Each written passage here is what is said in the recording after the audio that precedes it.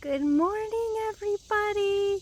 It's Jennifer with the common milkweed. My counterpart Steve is inside busting his butt on some paperwork so that we can continue our income flow.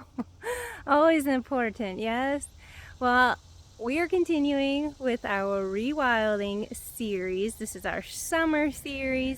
We've been working on this project for about 14 years, and I have already done the woodland and woodland gardens, and what I talk about is ways to do what we've done, keep what we've done, and then I always go off on tangents, so just be ready for that because that's who I am. I think of all these things and they just come out of my mouth, and they're all related, maybe loosely, but they are related. And so today we are moving on to the area where I left off last time, and this one is one I couldn't quite figure out the exact name for. So what we're gonna go with is our thicket area with a lot of herbaceous plants. So it's also sort of, we could consider it our prairie thicket, our savanna thicket, and I'll talk about what that means as we go. But you're gonna see it's got a lot of different structures within it. There are the wildflowers, then there are shrubs, there's small trees, and there's a few big trees with potentially bigger trees later. It's in the background right now. You can see the cut plants are starting to bloom. So fantastic. There was a monarch nectaring on them right when I started this video. I don't know if she's flitting around in the background, but very exciting. We've maybe only seen 4 here this spring, summer, so not the highest numbers, but we are hoping that maybe they are other places this year. But you'll see as we go that monarchs not only need milkweed, but they need a ton of nectar, and that comes from flowers. When I say things like floral resources, which I do a lot, that's nectar and or pollen, and it just depends on the flower what's being offered. Okay, are we ready to get started? I am. Let's go. Okay, here's where we ended last time. I call that area our woodland garden because it is more manicured. It's our backyard. And we saw in the last video right here some bird feeding areas. And so now we are going to continue on right here. And I got a note, this is our chicken coop. And our chicken coop has housed a lot of beloved lives in there, one of which just left, which is a cat family that we had in our window well this spring, and we got to move them in there and enjoy the greatness of little kitten lives and the mama. And they just were rehomed, which is a great joy and some hurt. I won't lie. But what a joy to be able to participate in other lives. And so here we are now. I am seeing, let's zoom in for a second, if she'll let me.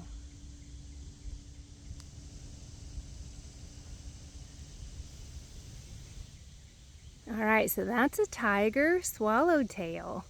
And tiger swallowtails absolutely adore cut plant flowers.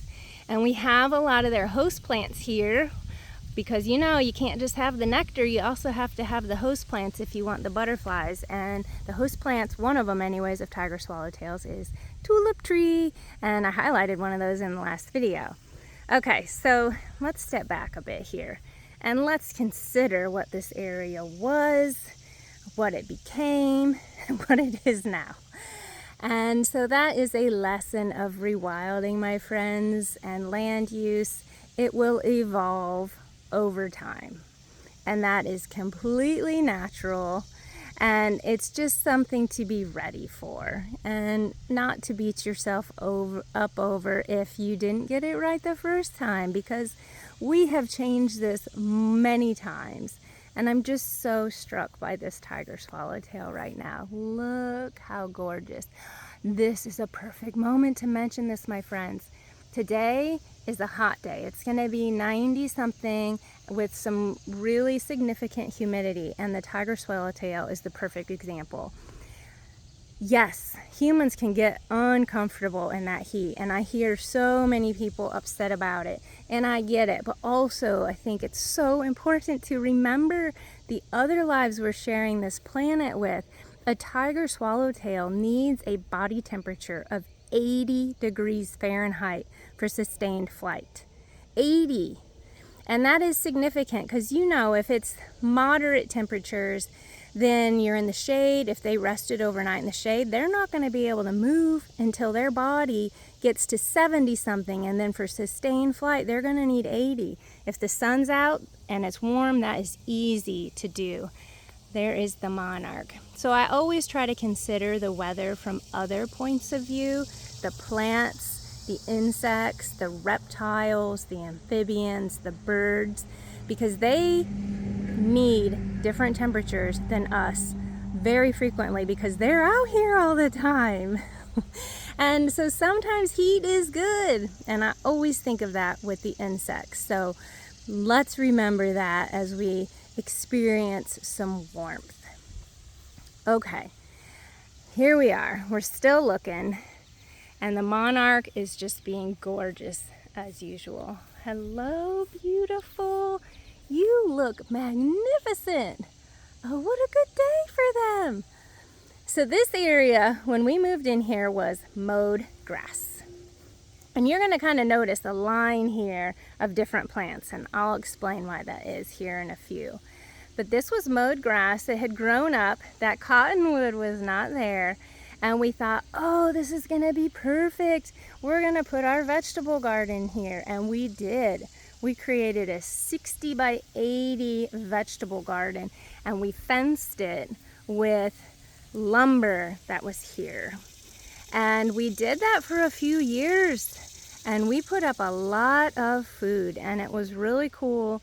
And then it also got to be very challenging. And as you all know, gardens are a lot of work, and we try to live as lightly on the planet as possible, so we were putting away a ton of food, but also simultaneously working 2 jobs, working on the land rewilding restoration project here, and then also hiking, because that is a great passion of ours, and exploring nature. And at some point, y'all, it was too much. So we started downsizing the garden. And we eventually downsized to where this is now a rewilded part of land, but it still has food. It has native plants that are very good as food.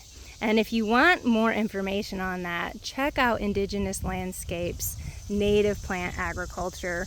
Incredibly inspiring book. And in that method, you integrate all of this food into these wild landscapes, because that's how they grew. So prairies weren't just grass or wildflowers, they also had thickets. And so we're going to look at some of those thicket species here in a few. All right, cut plant. Now I noticed that this is different here, and it is because we had to put in a septic system this year. And when I say that, so many folks go, oh. And yeah, it cost us a chunk of change. It was about $12,000. There's our tanks. But also, I mean, then we don't have that utility bill. So you'd have to really put it together over time to see if we actually pay that much more than folks on sewer. So we were very grateful to do it because it kept our sewage out of the water. It also was very stressful because this, by that point, had become a lot of wonderful wildlife habitat, and we had to massacre it. And I did a video on that. And so we put a cover crop in here, and it also has a lot of the really hardy, tenacious native plants like the common ragweed, and we also have the plants that were here coming back through. So Culver's root, wild quinine, that white one back there that's kind of cauliflower-like. And then we put in as a cover crop buckwheat, various grasses, crimson clover, and all that is coming up. We will see what it becomes over time because we need it to be able to uptake moisture. But also we want to maybe foster this as common milkweed area because we continue to lose common milkweed here. I'm choking on my own, who knows what. Okay, so here we go. We're going to continue on. And we're going to come back around the back side. So this whole front area is the cover crop area, but this was all vegetable garden, y'all. All the way back there, almost to the property line. And we knew that it was starting to change when we started having a bunch of yellow nut sedge come up in our vegetable garden area, and we were freaking out. We couldn't get rid of it. And then we learned that it is a native plant and a lot of wildlife eat it. And so that's when we started thinking, oh, I mean, maybe we need to rethink what we're doing here. And so that's when we started downsizing, and then we started rethinking how we could do this. So once we eliminated the vegetable garden, we started letting some things grow. There are a ton of Jerusalem artichokes in here, which is a food crop. It's also called sunchokes. The roots are completely edible. We eat them. They taste a bit like potatoes. You can just saute them in a pan. And we let those grow. And then milkweed started coming in, and then we started tucking in some of these thicket crops. So let's just keep going. This front area, I know everybody's going, whoa, girlfriend, you got a lot of weeds in there. One thing we have noticed over time is some of these weedy patches anywhere are filled with bird food. And so we just let things evolve, we observe, and we'll see what happens. A lot of the aggressive early seeding plants like common ragweed will fade out over time. They're just kind of there working on some of that land healing because this was a really damaged area. This is buckwheat. When we had chickens, chickens adore buckwheat seed. All right, here we go. We're keeping going. And you can just see, though, that it is really, really beautiful. I mean, there are blooms everywhere. This right here was also part of our deconstruction of the garden. We had a shade house here for a long time, and we weren't using it very much. And so we just really tightened up our ship here, and we moved our seed starting protective box over in our woodland garden area, and are working slowly to just rewild this to the native plant agriculture crops for humans and for wildlife. This morning is some of the most insects I've seen around, and that is because it's hot. The butterflies, yeah, so excited to see them. My gosh. Now look at that, everybody. Gorgeous. Cut plant has flanked the building. Fleabane has moved in. Fleabane is native. Tons of small bees love it. Later, as the day even gets cranking more, this bergamot, the Manarda, will be hopping. But let's keep going this way. So you can see, as part of our reworking an area, we're putting in new paths. We're trying things out. How do we access this building now? It's not something we use a lot. So how do we access it? But more than that, how do we move around it in a way that's beautiful? And let me back up for 1 second because I want to show you something. This is part of how we decide what we're doing in an area. We had raised beds in here, and we kept shifting over time what we were doing. We had potatoes, we had American persimmons that we were growing, and we eventually moved that soil out of here because we needed it somewhere else. And then during the septic installation, the rest was used. But look at who's here. This is American persimmon. And American persimmons are coming up all over this area because they were growing here, so they're root sprouting. I mean, okay, look. There's even more than I knew. Here, here, and in this entire area. And so what are we gonna do? Are we gonna clip them off? No. We said, well, look at this, everybody. Well, look at this, you guys, ourselves. This is a driveway area. What if one of these is a female? You know, 80% or so are males. So what if, though, one of these is female? It would be an awesome spot for a fruiting tree. So we're gonna let them grow, and then once we know, then we'll decide what to do. So until then, they're growing. Every day, we just make decisions based on who's growing where. Septic area. This is an old lean-to greenhouse area. Can you believe it? It was attached to the green barn there. And we took that off pretty quickly because the glass started to have some troubles, and it was a major insect trap. And so it just wasn't worth what we were getting in there. When we grew greens, the best thing we had was a cold frame on the south side of our house. And so that is what we would do again. Now look, this is starting to feel magical, isn't it? You've got these windy paths through here and these gorgeous flowering plants that are taller than you are. So it makes you feel like you're a child again, and you're joyful and you're carefree, and the world is just full of magic. My gosh, it's a wondrous feeling. And so you keep walking, and then you see, whoa, there's this thicket here, and this thicket is Shaunie Plum, it's American elderberry, it is common hazelnut, there are more American persimmons in here, and there is a ton of food. Look at this. So these plums are not ready yet. We have some other American plums, and those, they're okay. I wouldn't say I love eating them, but I'm gonna try dehydrating them this year, because definitely sometimes how you process them makes them different. So I'm real curious to try these Shaunie plums.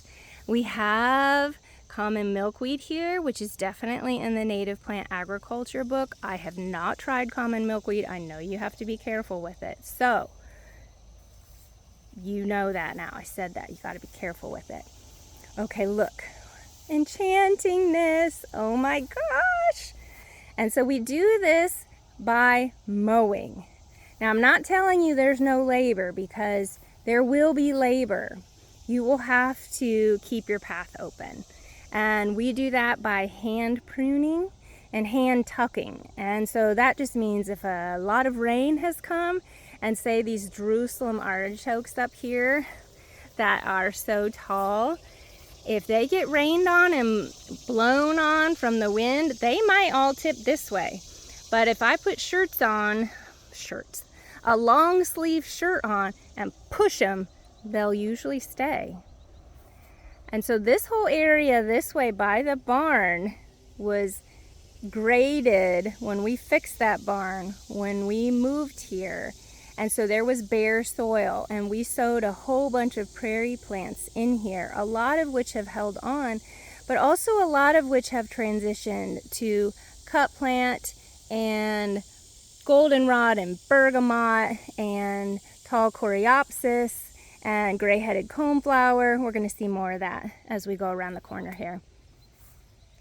And so these are the actions we take. And then in the wintertime, we do different land management activities. In this area, we're very careful to not let more woody plants grow, which I mean by trees and shrubs, other than what we're really fostering in here. We did let this cottonwood grow because we're completely enchanted.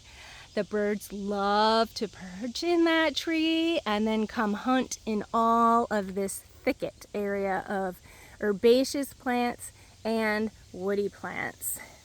So we're going to continue round, y'all. I can't tell you how much of a little kid I feel like coming through here with all of these giant plants. These giant magical plants.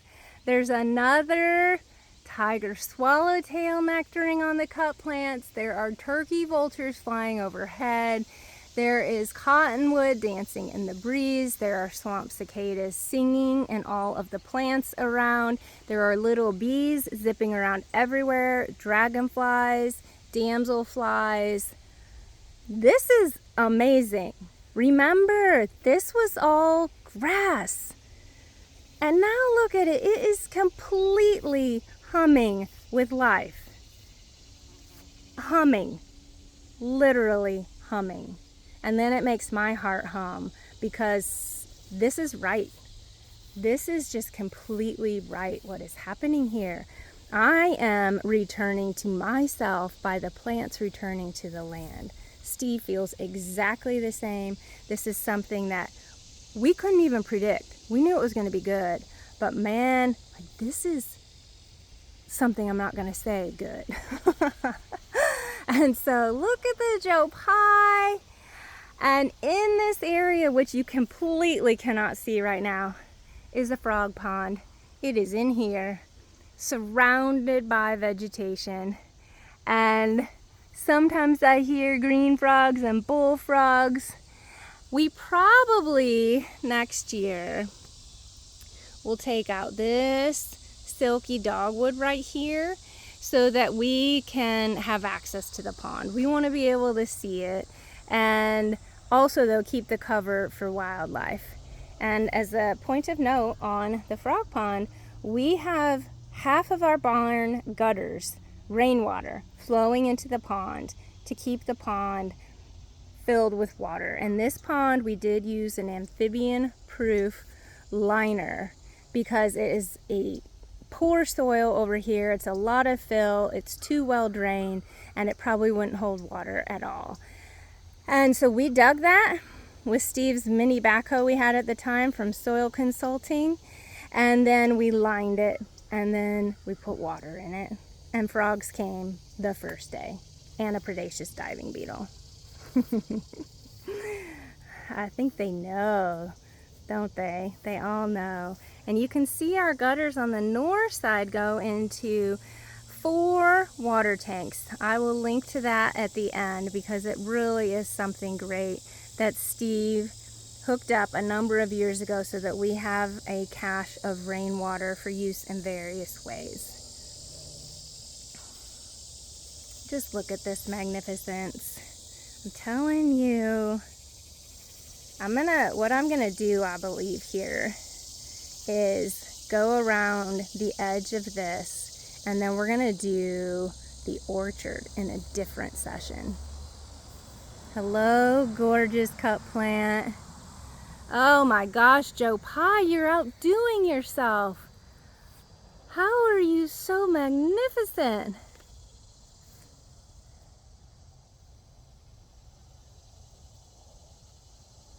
Oh, my little phone says, that's too hard for me. It looks like this plant must have some white pollen because they've got white on their legs. So neat to pay attention to what color their baskets are, their pollen baskets. Here we have more food crops. This is black chokeberry. Right here we have this little island of black chokeberry, and sometimes they take out the goldenrod around it, and then the deer come eat them.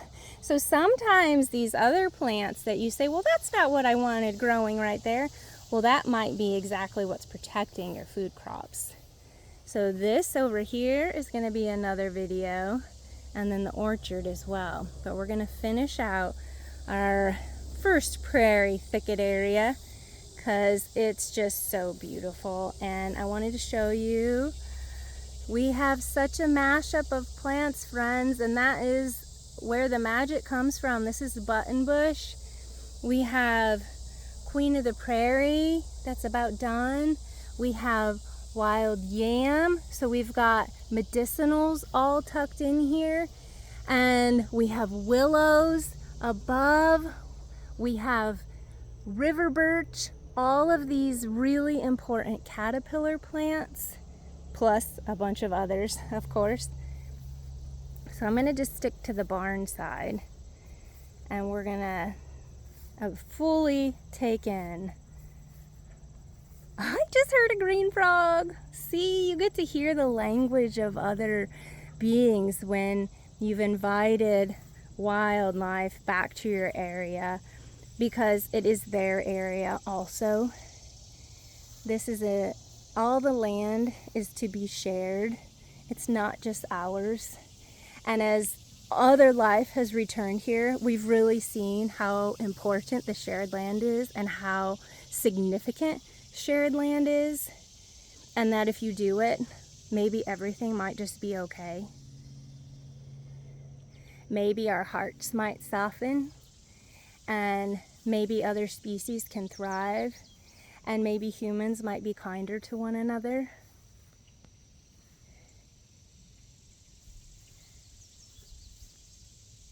I hear an indigo bunting singing. This is where the shade house sat, and we're working on establishing some new plants here, steeplebush and coralberry. We're gonna see how they do. This was some really tough digging, gravel, but again, many things like to grow in gravel. So this is an area that is also changing who they are, coming into their own. They're very young. So patience, patience, patience. Let the plants come into their own, help them along as needed. Don't get frustrated with them. Don't get frustrated with yourself. Be flexible. And most of all, enjoy. We will do another area next week.